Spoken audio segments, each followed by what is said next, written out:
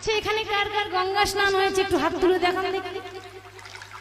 কার কার গঙ্গা স্নান হয়েছে একটু হাত তুলে দেখান দেখি। আপনাদের হয়েছে, বাহ, যারা হয়েছে তুলবেন, যারা হয়নি তোলার দরকার নেই। আচ্ছা তাহলে অনেকেরই গঙ্গা স্নান হয়েছে, তাই না?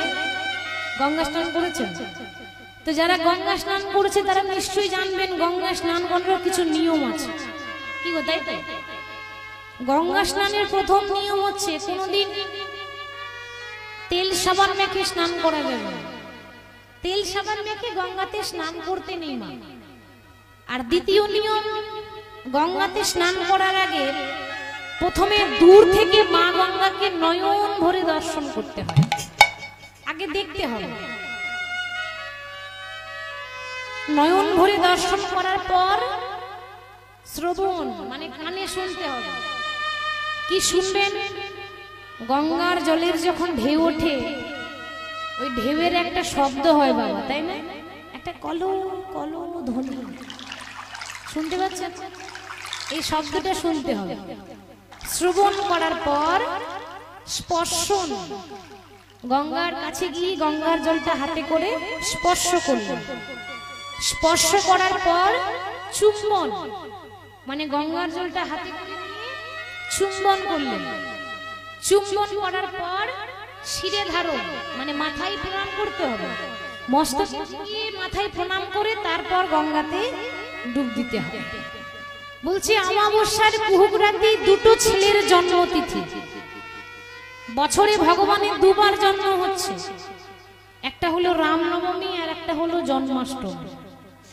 তো আমাদের এই পশ্চিম বাংলায় রামনবমী ধুমধামটা খুব কম, তাই না বাবা? হয় কিন্তু খুব কম হয়।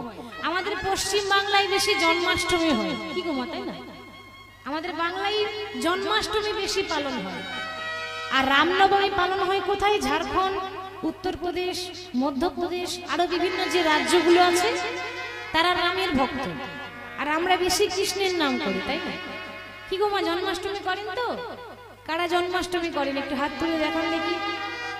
বাবা, খুব সুন্দর, খুব সুন্দর।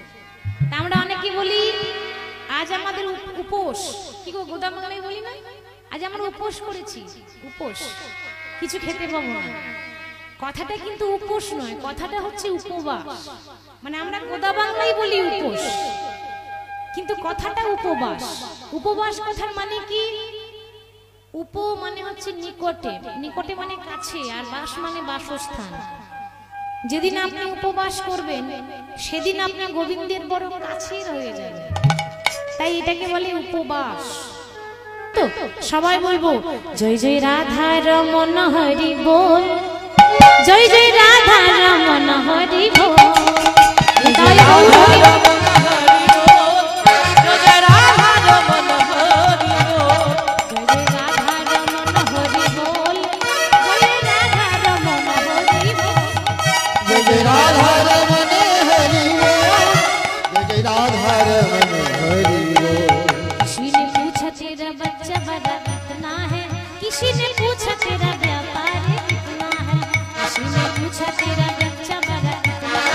किसी ने पूछा तेरा व्यापार कितना है, मगर किसी ने ना पूछा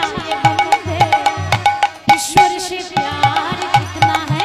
जय जय राधा रमन हरि बोल, जय जय राधा रमन हरि बोल, जय जय राधा रमन हरि बोल, जय जय राधा रमन हरि बोल, जय जय राधा रमन हरि बोल, जय जय राधा रमन हरि बोल।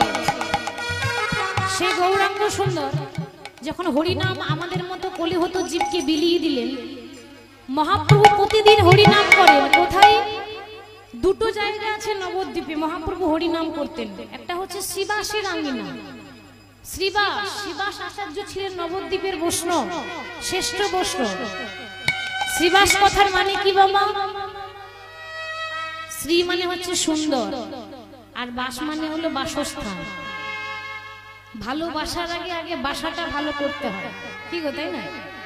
বাসা ভালো না করলে ভালোবাসা যায় না। তা গোবিন্দকে যে ভালোবাসবেন তো বাসাটা ভালো করে রাখতে হবে না, তাই না? তো সে শ্রীবাসের বাসাটা ভালো ছিল, তাই নবদ্বীপে এত এত ব্রাহ্মণ এত এত বৈষ্ণব থাকতে মহাপ্রভু শিবাসের আঙিনাতেই হরিনাম করতেন। আর আরেকটা জায়গায় হরিনাম করতেন, সেটা হচ্ছে সুরধ্বনির কিনারা। সুরধ্বনি, সুরধ্বনি কাকে বলে গো? সুরধ্বনি কথার মানে কি মা? হ্যাঁ, বাহ। সুরধ্বনি কথার মানে হলো পতিত পাবনী গঙ্গা।